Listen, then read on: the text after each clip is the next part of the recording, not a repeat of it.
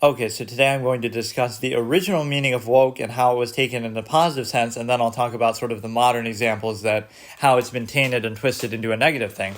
But originally it would have been a compliment. So for example, it would have meant that you're ahead of the curve and woke on an issue, awoke into something that everyone else is asleep and ignorant to. For example, Ron Paul was woke to inflation, the idea that now everybody's talking about and parroting some of the same ideas and shrinkflation, all these other terms, right? But back then in the early 2000s and when he was running for president and stuff like that, he would still talk about it, the importance of the gold standard, Federal Reserve having issues, etc., right, all coming down to inflation, but everybody then would have ignored him or dismissed it or not cared. So they were all asleep to this problem that evidently in hindsight, right, 20 years later, we realized was valid and we should have been worried about it then. But that's the point, is that something that people realize is true later and finally wake up to, you were ahead of the curve and you were woke to it. So that's a good characterization. Ron Paul was woke to inflation.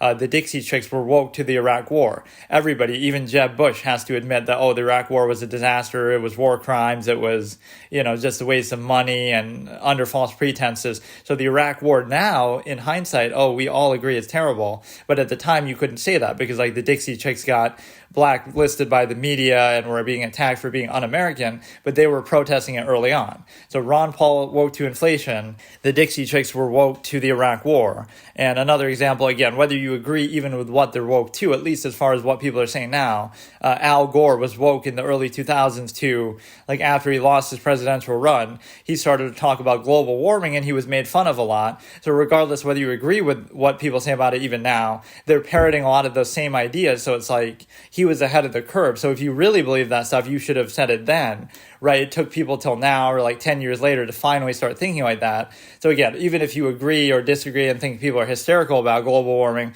the point is he was saying a lot of those things then. So he was woke to the ideas still back then. And what's another good example? Noam Chomsky was very ahead of the curve on a lot of things, basically his whole career, right? That people end up saying later or realizing later.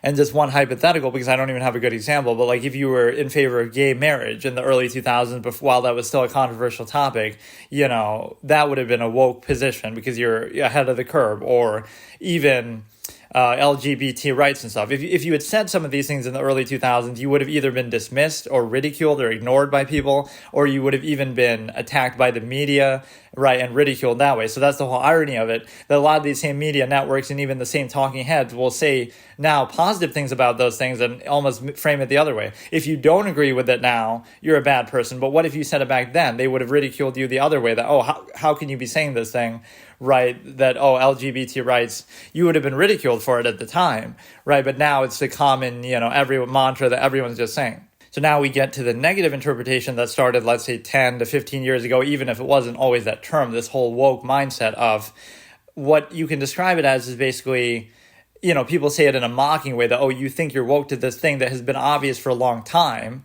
right? Something not even one of the topics I was talking about before, something inherently that is super obvious that now all of a sudden you're awoken to it, right? That everybody else already knew. So for example, reparations. It's not like we didn't know that slavery and segregation happened. It's not some new revelation that now calls for reparations, right? We've known it for a long time, a lot of events in history, but you think, you're special now because you have emphasized it or heard it in some special way, right, that now you think something is, you're really passionate about that, right? Shouldn't that have been addressed decades ago then if it was really an issue? So obviously people didn't agree, or, there's other reasons behind it. So it's this new interpretation of old information that you suddenly think you're special because you learn about it for the first time. Or again, you hear it framed in a certain way. And beyond that, it's also just passionately believing something that you only heard about today or yesterday, because you hear about it constantly in the media. So a good example is or let me say it differently, passionately believing in something that you never thought about or talked about before, right? So you never even knew about it or you never had any strong position on it, but you're just this empty, vacuous husk of passion that's just waiting for something to be passionate about, but you need to be told about it. So when you hear about it constantly from the media, now you obsess over it or take that position. So Black Lives Matter is a good example where it had been around the organization for years, but nobody paid attention to it. It wasn't this big talking point. Then as soon as George Floyd happens, or as soon as the media starts reporting on them constantly, now everybody jumps on the bandwagon. So it's not even a question whether you should hold that position or not, like whether you should support them. It's a question of if you truly did and you were truly woke to it in a positive sense, you would have supported them from earlier and from the beginning, and you would have known more about them. But instead, it's this reactionary standard, the negative use of it, where you're just jumping on the bandwagon because all the media is saying it all day, every day. And this is where they can control things. It's not even necessarily by lying, but just by simply selectively framing information. Like they'll talk about one subject all day, every day. So now you're going to talk about it, and everybody's going to be just thinking about it, right? So even if you don't agree with their position on it, whether your opinion is positive or negative, it's still controlling the conversation, basically, because they're talking about it so much. And then they can just omit or ignore other topics. So even without them lying or putting too much spin on it, although obviously they can have positive, negative framing, even without putting any of that, just by simply talking about certain subjects a lot or more, right, and selectively emphasizing them, and then ignoring and diminishing other ones, just not talking about it at all, right, you're successfully controlling the conversation, even if you're not controlling what people are saying in it all the way or what opinions they're having on the subject. So that's why what's being criticized isn't even the position that's being held, right, with the new definition of woke in the negative sense. It's the fact that you're holding it only reactionarily in a way that you never held to begin with. Like, for example, BLM had been around, but you only start supporting it when the media starts hyping it up. Or even like, okay, the vaccine, like it's how you go from one thing to the next just because that's the talking point in the media. So you go from, Ukraine, you're wearing the Ukraine flag, to the next day, now it's the vaccine, now it's going to be Gaza, now it's going to be something else. So like it's always just the next thing that you're just parroting mindlessly. At least if you had some real interest or investment in that subject or topic, you would have known more about it, or you would have already been passionate about it before, right? Your passion shouldn't just be subject to whatever you're hearing about in the mainstream media, and then you could do more research into it yourself, like after the fact to come to a better conclusion, which again, it might be the same conclusion that you come to. So it's not even that's being criticized. It's just that at the very best, you're late to the party, because whatever you're thinking, you could have thought ahead of time, and then you would have actually been really woke, or at least on time. Like, BLM had been around, a lot of these things had been around, but you're only jumping on the bandwagon mindlessly in a reactionary way just because you're hearing about it constantly in the media. So again, the positive definition of woke was being ahead of the curve, saying or thinking or doing things ahead of time when people come to realize later that that's the truth, or at least a position that they hold, right? So again, Ron Paul on inflation, Al Gore on global warming. And again, don't worry about even what the subject is. It's just that clearly people have said en masse, right? Now it's become more common to say these things. Inflation back then wasn't a big talking point, but now it is. Or global warming wasn't a talking point, now it is. So at least they were ahead of the curve. The Dixie Chicks on the Iraq War, and again, some hypothetical person in the early 2000s, when it comes to gay marriage or LGBT rights, you would have been ahead of the curve then as well. Instead of, again, just being late to the party and just jumping on the bandwagon with everyone else. And then the negative interpretation, again, is like thinking that you're doing something revolutionary just because you learn or realize something that's been known for decades, right? That now you want to apply some selective interpretation, or because you hear it in some sort of spun, contrived way, now you want to try to reframe everything. The 1619 Project or reparations are a good example. Like, those things have been known for a long time. Right. And it's not like you were somehow prevented from arguing for that before. But why is it selectively, now it's a big deal, now we're going to push for it?